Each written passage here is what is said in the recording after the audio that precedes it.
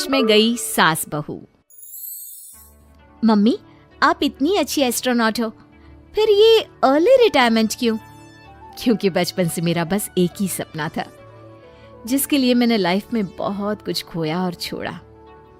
लेकिन अब इस अर्ली रिटायरमेंट के जरिए मैं बस तुम दोनों के साथ और पास रहकर बिना किसी हड़बड़ी की जिंदगी जीना चाहती हूँ। सास की बात सुनकर काजल मुस्कुराकर चली जाती है। उसी शाम ऑफिस से घर वापस आकर अजय अपनी मम्मी के पास बैठता है।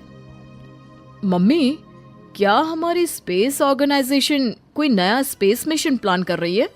क्या मिशन है, बताओ ना मम्मी। हे भगवान, शरीर इतना बड़ा हो गया लेकिन दिमाग आज भी बच्चों से गया गुजरा है। घर में आया नहीं कि सवाल शुरू। तो तुम जवाब दे दो ना। मैं क्या जवाब दूं? जैसे तुझे मेरे रिटायरमेंट के बारे में पता ही नहीं। इतने समय से तूने मुझे ऑफिस जाते हुए देखा क्या? फिर मुझे कैसे पता होगा? जा, तेरी पत्नी से पूछ, वो रोज ऑफिस जाती है। माँ की बात पर अजय आवाज लगाकर काजल को बुलाकर वही सवाल उससे भी पूछता है, पर काजल उसका कोई जवाब नहीं देती। और बोलो पत्नी से पूछने के लिए। मैडम जवाब ही नहीं दे रही। सवाल जायज हो तो जवाब मिलेगा ना, तुम्हें अच्छे से पता है। कॉन्फिडेंशियलिटी रूल्स के चलते हम किसी से भी ऑर्गेनाइजेशन और मिशन से रिलेटेड कोई बात नहीं कर सकते। वो तो पता है, लेकिन मुझसे भी छुपाने का मतलब समझ में नहीं आया। वो मम्मी, रिटायरमेंट एप्लीकेशन के बाद से आपने ऑफिस भी आना बंद कर दिया। सबको लगा कि अब आप इंटरेस्टेड नहीं होगी, इसलिए इन्फॉर्म नहीं किया। क्या तुम भी इस मिशन का हिस्सा हो? मैं ही इस मिशन की लीड साइंटिस्ट हूँ। ये हमारा अब तक का सबसे बड़ा और इम्पोर्टेंट मिशन है। अगर ये सक्सेसफुल हो गया तो दुनिया में हमारे नाम के साथ मेरा प्रमोशन भी पक्का है। काजल की बात सुनकर दोनों माँ बेटे हैरान रह जाते हैं, लेकिन फिर सब साथ मिलकर सेलिब्रेट करते हैं। अब दिन बीतने लगते हैं। काजल स्पेस मिशन के चलते पहले से ज्यादा बिजी हो जाती है और देर तक ऑफिस में समय बिताने लगती है। कुछ समय तक इसे चुपचाप देखने के बाद एक सुबह बहू को सामने देखकर आखिरकार सास उसे टोक ही देती है। आ रही हो या जा रही हो? भाई, हमें तो तुम्हारी शक्ल देखे लगता है सदियां बीत गई। मैडम कब आती है कब जाती है कुछ पता ही नहीं चलता। अरे ऐसा कौन सा मिशन है जिसने सुबह रात घर परिवार सब भुला दिया?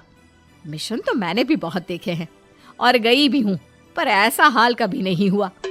मम्मी, मैं आपकी चिंता और गुस्सा समझ सकती हूँ, पर ये स्पेस मिशन आज तक के सभी मिशन से बहुत अलग है।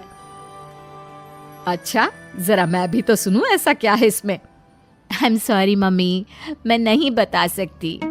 भूलो मत, मैंने रिटायरमेंट अप्लाई किया है, लेकिन रिटायर होने में अभी 7 महीने बाकी है, जिसके हिसाब से मैं आज भी ऑर्गेनाइजेशन का हिस्सा हूँ। तो मुझे बताकर तुम कोई रूल नहीं तोड़ रही।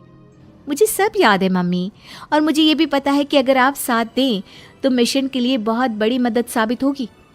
पर सीनियर्स ने रूल बनाया है कि इस मिशन की इंफॉर्मेशन सिर्फ उन्हीं के पास होगी जो इसका पार्ट है, और मुझे तो उन्होंने खास अपने पास बुलाकर ये समझाया था। बहू की बात सुनकर सास सोच में पड़ जाती है और अगले दिन खुद भी ऑफिस पहुंच जाती है। ओहो, क्या बात है मैडम, रिटायरमेंट के एप्लीकेशन के बाद तो आपने दर्शन देने भी बंद कर दिए।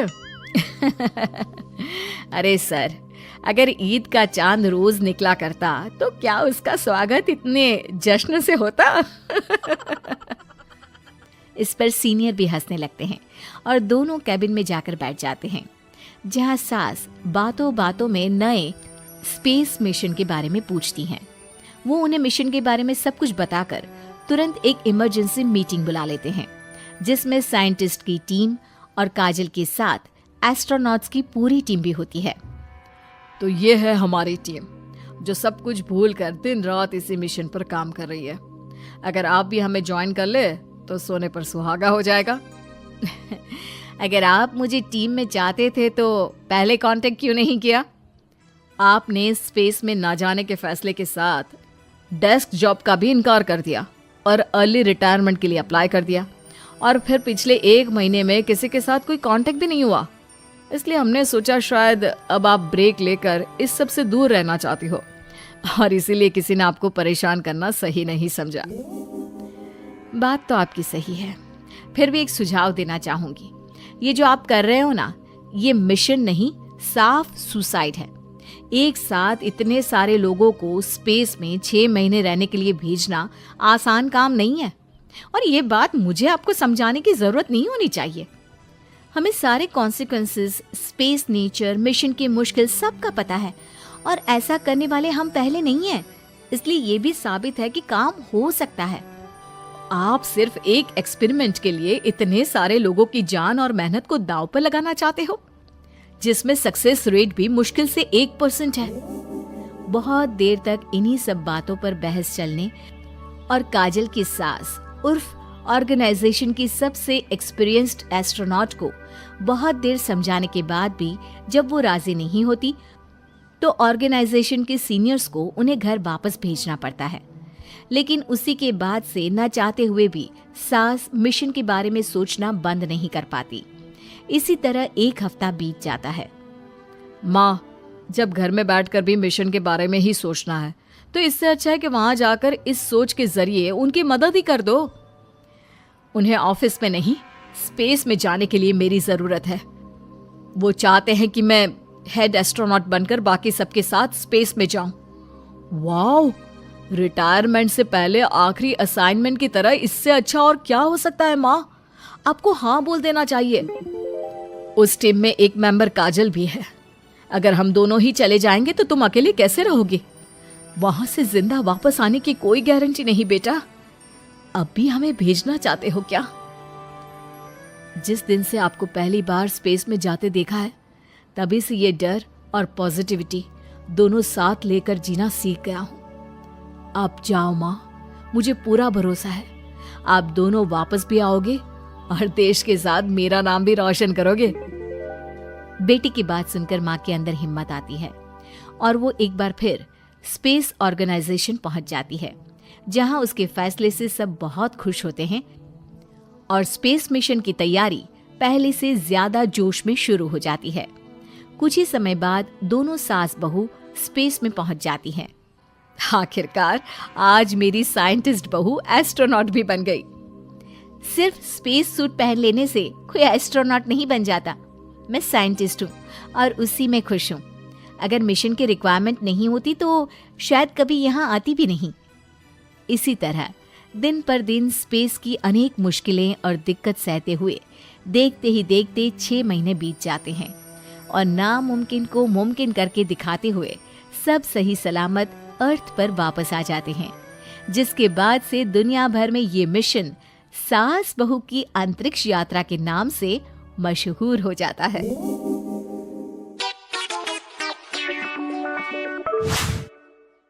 लड़की बहुत अच्छी टेलर है, ये आपने ठीक तरह से पता तो किया है ना? अरे हाँ भाग्यवान, मैंने सब पता कर लिया है। अब तुम चलो, देर हो रही है। मेरी समझ में एक बात नहीं आती कि तुम मेरी शादी करने की बात करने जा रही हो माँ, या अपने दुकान के लिए नई टेलर देखने जा रही हो? अरे चुप कर, अभी तू बच्चा है, दुनियादारी के बारे में तुझे कुछ नहीं पता। अरे तू तो एक प्राइवेट कंपनी में काम करता है, और प्राइवेट कंपनी का क्या भरोसा। लेकिन माँ, अरे तेरे पिताजी से पूछ ले, इन्होंने अपनी जिंदगी में कितनी नौकरी पकड़ी है और छोड़ी है।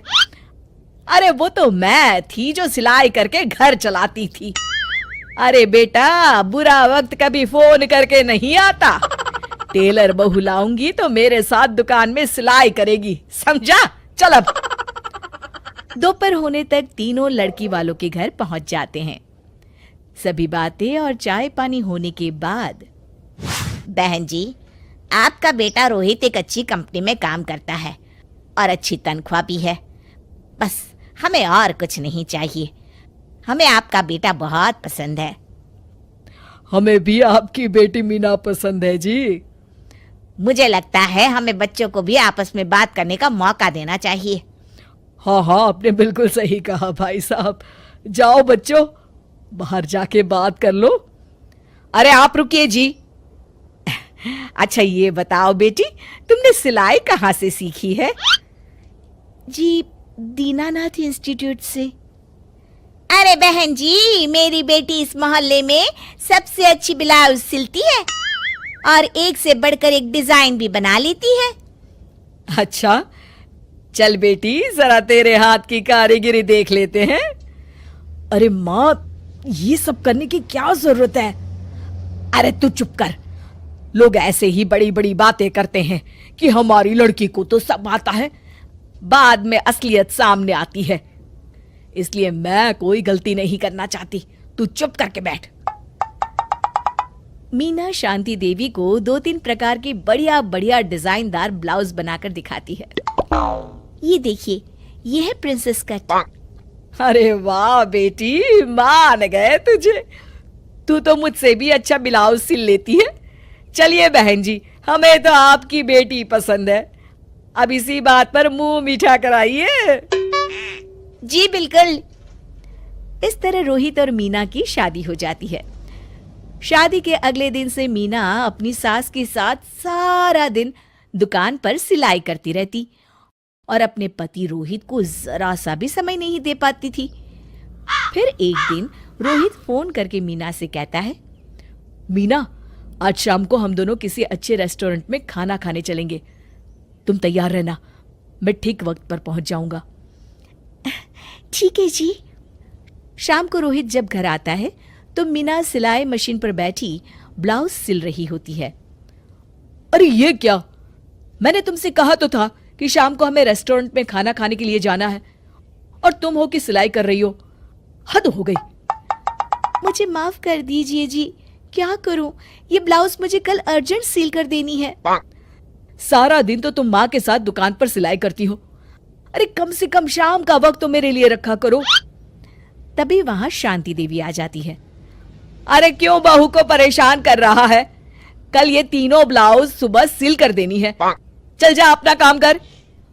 रोहित चुपचाप वहां से चला जाता है। इस तरह अपनी सास के डर के मारे मीना चाहकर भी अपने पति के लिए वक्त नहीं बिता पाती थी। फिर एक दिन रोहित दोपहर को ऑफिस से घर आता है। उसके साथ उसकी कार में एक लड़की बैठी होती है। दोनों एक दूसरे से मुस्कुराकर बातें कर रहे होते हैं। माँ, जरा टेबल पर रखी मेरी फाइल तो देना, मैं भूल गया था। ये कौन लड़की है तेरे साथ?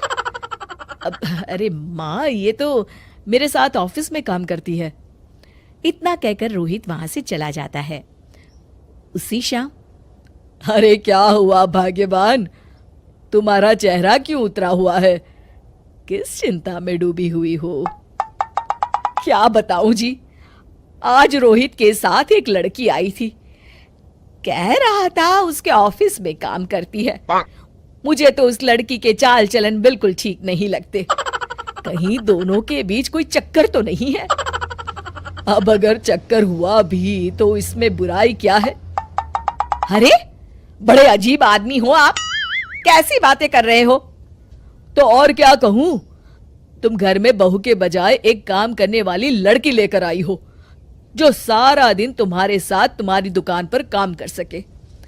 अरे भाग्यवान, शुक्र मनाओ कि मैं शरीफ था, इसलिए मैंने कभी किसी औरत की तरफ आंख उठाकर भी नहीं देखा। पर अब हर कोई तो मेरे जैसा नहीं हो सकता ना। इतना कहकर गिरधारी वहां से चले जाते हैं। शांति देवी समझ जाती है कि गिरधारी क्या कहना चाहते हैं। उसे अपनी गलती का एहसास हो जाता है और वो सोचती है जितनी जल्दी हो सकेगी वो अपनी गलती सुधार लेगी। और इसीलिए 2 दिन के बाद, रोहित बेटा, मैं चाहती हूं कि कुछ दिनों के लिए तू अपनी ऑफिस से छुट्टी ले ले। क्यों, क्या हुआ माँ? अरे कुछ नहीं बेटा, मैंने तेरे और बहू के लिए शिमला की 2 टिकट बुक की है। मैं चाहती हूं कि तुम दोनों कुछ दिनों के लिए बाहर घुमाओ। क्यों बहू, ठीक है ना?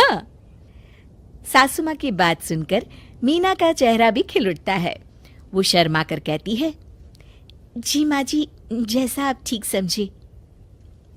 और इस तरह शांति देवी पूरी तरह से बदल जाती है। शिक्षा, बहू को बहू नहीं बल्कि बेटी समझना चाहिए और ना कि काम करने वाली नौकरानी।